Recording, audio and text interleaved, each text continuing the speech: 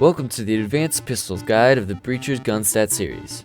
The advanced guides are intended to shed light on the competitive scene of breachers, or anyone who just enjoys winning. I first want to say that every point, advantage, and risk is necessary to take into account on a competitive level. Let's start by introducing the concept of risk and reward with pistols. When you take a risk in a game, it should be under the incentive of a worthwhile reward. Oftentimes, the higher the risk, the higher the reward can be. This isn't always true, however. Instead, we should look at rewards as independent variables per round, represented by 5 things. 1. Kills and damage. 2. Points, which involves guns and gadgets. 3. Positions and positioning. 4.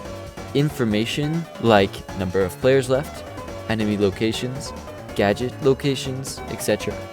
5. Time and objective. Technically, internet also plays a part, but that's something you're going to have to make your own decisions based off of. A risk is when you decide to trade off certain values to gain others, preferably kills and damage or time and objective. The more you are willing to trade off for a reward, the higher your risk can be. Now, risking more rewards for a desired trade-off when given the option to risk less is not a good idea. Ideally, you will pinpoint your desired reward and minimize risk. For example, if you were defending the window outside kitchen room, you wouldn't stand in front of the window and wait for the enemies to break it. You could stand in the doorway of this room, but if you look up, you could die from someone with breaching foam above you. If you go in garage and hold that same angle, your chances of dying decrease further, unless there's people coming from garage. That's where information comes into play. Are they coming from upstairs or garage? But this is just an example, and we're here to talk about pistols. Now that we understand that we want to minimize risk when going after a reward, let's talk about what it means to be using a pistol.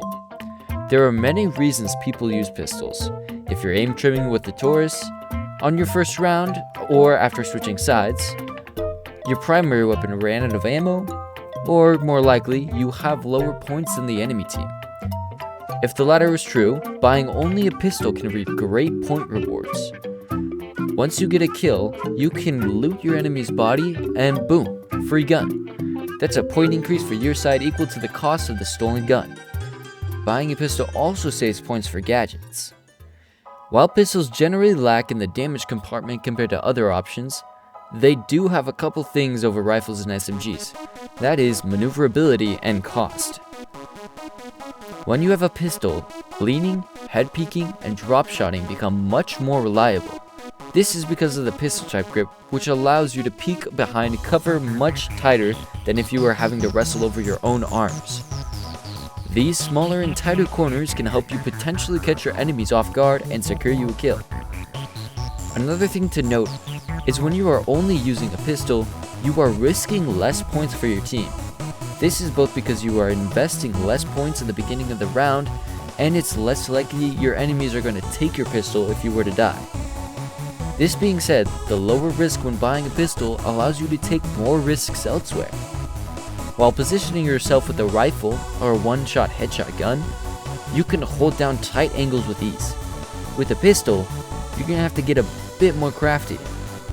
Flanking and sneaking is a great way to catch your enemies off guard and allow you a kill or two depending on your pistol and accuracy. You can also risk covering multiple entrances or lineups. These riskier positions might give you enough time to loot your enemy before their team realizes what you're doing. Be wary when you're a defender, however, because if you trade kills with the enemy team, that gives the enforcers the advantage because there are less people defending the bomb sites. Overall, pistols are sidearms and not meant to compete with primary weapons. But by evaluating your surroundings, reducing risk, and seeking justifiable rewards, you can clutch against a team that has more gear than you. Just remember, every point and possible one-up of the enemy team will make the difference. Just as every subscription to my channel helps make a difference.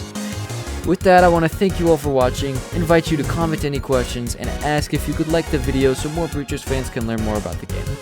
Go check out my other gun stats videos. Take care.